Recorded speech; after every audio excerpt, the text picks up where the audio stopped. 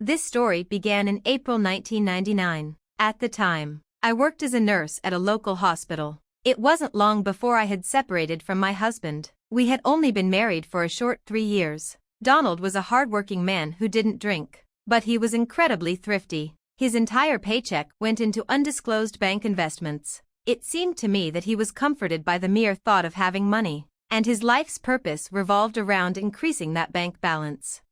We lived frugally, surviving on my income. I used to put in a great deal of effort to feed and clothe us. At first, I held on to the hope that Donald was saving for our family's future. But on one occasion, when I broached the topic of having a child, he exclaimed in horror, "Catherine, we can't even make ends meet for the two of us. And you're thinking of having a baby? How are we supposed to live when you go on maternity leave? You're the one who's working."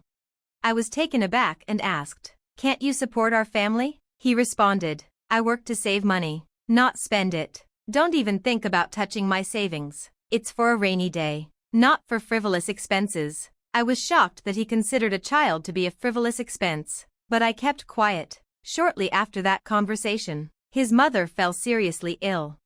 Even then, Donald didn't withdraw a single cent from his account to help with her treatment, claiming that they didn't have enough money. It was at that moment that I realized I couldn't live with this man, even if he multiplied his wealth at the expense of people's health. I used some of my own money to help his mother get the necessary medication, and I packed Donald's things while he looked on in bewilderment. Let him decide whether it's a rainy day for him or not. Thankfully, my grandmother had left me the apartment, so I was the one who had to leave.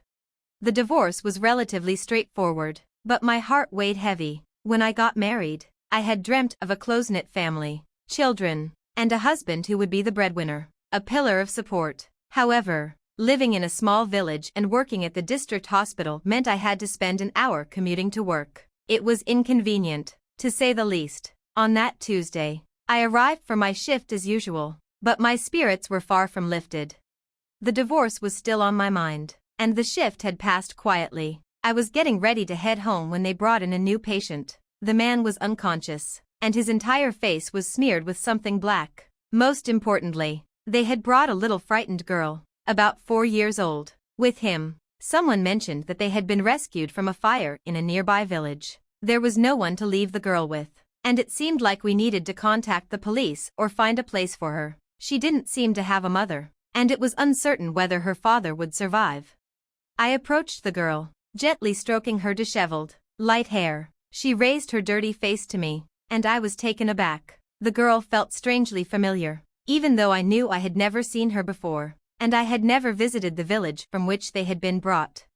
Suddenly, the little girl clung tightly to my leg and began to cry, saying, "Auntie, I'm scared. Don't leave." I was perplexed. What should I do? My shift was over, and I needed to go home, but I couldn't bring myself to leave this girl here. I approached the head nurse of the department and said, "I'll take the girl home, and when the man recovers, he can come get her." The head nurse pondered for a moment and waved her hand, saying, "All right, and if anything comes up, I have your address." And so, it was decided.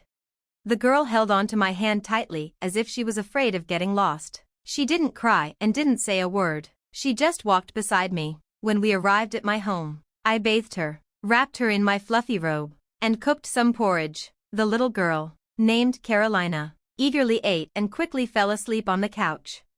I covered her with a blanket, then went over to my neighbor's house, who had a slightly older daughter, and asked for some clothes for her. My neighbor gladly gave me a whole bag of clothes. When Carolina woke up, she got dressed and started asking me about what had happened to them. She said, "I was asleep, and my daddy grabbed me and carried me outside. Then he went back into the house. The house was burning. Catherine, you know, it was burning so beautifully, but it was so scary, and I was scared for my daddy. Then, my daddy ran out of the house, and something heavy fell on his head.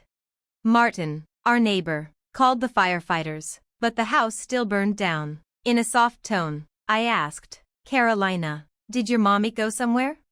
"Daddy said she went to the sky because she was very beautiful. A long time ago, when I was very little, only 2 years old. You were very beautiful too. Just don't go to the sky, okay? Because Daddy is sick, and I don't want to be alone." I smiled sadly and hugged her tightly, saying, I promise you, I won't go anywhere, and you won't be alone. Your dad will definitely get better. We'll make sure of it. 2 days later, I had to go to work. I asked my neighbor to look after Carolina, told her what had happened, and she agreed. My neighbor mentioned that her daughter would be thrilled to have a new friend.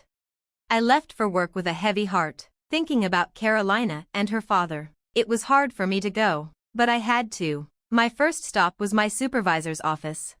She said, that man from the fire, he's doing okay. Oliver has burns all over his body, but it's temporary. He'll recover. By the way, how's that girl of yours? Everything's fine, and you're responsible for her. I rushed out of the office and into the ward. When I entered, the man was lying with his back to me, probably asleep. I gently touched his shoulder, and he turned around suddenly, his eyes filled with surprise and joy. Catherine, it's you. You work here? That's great. Listen, do you know who took my Carolina in? They said it was some nurse. My heart ached. I couldn't believe I was looking at Oliver, my classmate. We sat at the same desk until the 7th grade, but his parents moved away, and we never met again.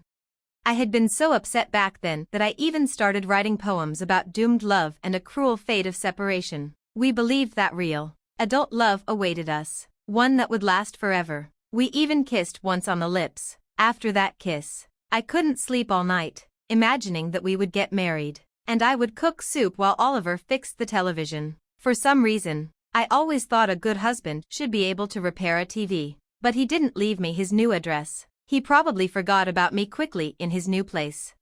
And here he was, looking at me with a mix of joy and concern, and I finally understood why Carolina had seemed so familiar. She resembled her father a lot. I have your daughter. Don't worry, you have an amazing daughter, and we've become friends. Oliver smiled and said, Catherine, thank you. It's like a miracle. You're here, and Carolina is with you. I didn't deserve your help. Back then, our neighborhood friends took me away, and I got into their powerlifting section. I got so absorbed in it that I forgot about everything else. My coach praised me, and I often trained all day long. I used to think of you, but life went on. I planned to visit you during the holidays and tell you about my victories. I knew you'd forgive me. I finished school, got into college. There, it was all about competitions, and I hardly had any free time. When I got a job, I met Carolina's mother. She was a good person and beautiful. When she found out she was pregnant, we had to hurry and get married. We lived without much love, but we respected each other. They had Carolina, and only after her birth did Oliver's wife's illness progress, and she eventually passed away. Oliver sighed sadly, then smiled. You've become so beautiful. I'm sure your husband must really love you. I shook my head and said, there's no husband anymore. In the living sense, he's no longer a part of my life, thank goodness. Oliver comforted me, and I told him, get well, we'll see each other again and talk more. I'm staying at work for a day. I left the room, feeling a sense of relief. My heart was light. It turned out that Oliver was a childhood friend, and most importantly, he remembered me for a long time. He was just a naive, headstrong boy, and things turned out the way they did. As for him getting married, that was just life. On that day, we had several more conversations, and the shift flew by unnoticed. The following day, I brought Carolina to the hospital. The girl missed her dad immensely and had a hard time letting go of him. Oliver embraced her so tenderly that I couldn't help but admire it. It's truly heartwarming when a father loves his child so gently. When Oliver was discharged from the hospital, he asked me to let Carolina stay with him temporarily while he found a place to live. I was more than happy to agree. I didn't want to part with the little girl completely, and she had become very attached to me. Oliver was temporarily staying with a friend in the city. I couldn't bring myself to invite him to live with us, and something held me back. He also didn't insist. There was a certain awkwardness between us. Although we both felt a deep, serious connection, it was unsettling. Every day, Oliver came to visit us, helped me with household chores, and we played with Carolina. It was so light-hearted and enjoyable that at times, I became afraid of what would happen when he eventually took Carolina with him. Perhaps our hesitations and uncertainties were what kept us apart. One day, As I was preparing to leave for work for a day-long shift, Carolina suddenly wrinkled her face and exclaimed, "I have a headache. I don't want to leave. What if I get a fever?" Oliver and I were taken aback, and we touched Carolina's forehead, which felt cool. I looked at her with suspicion. She slyly wrinkled her face and plaintively said, "Mom, Catherine, please let Oliver stay." I almost choked when I heard her call me Mom. Of course, Oliver stayed.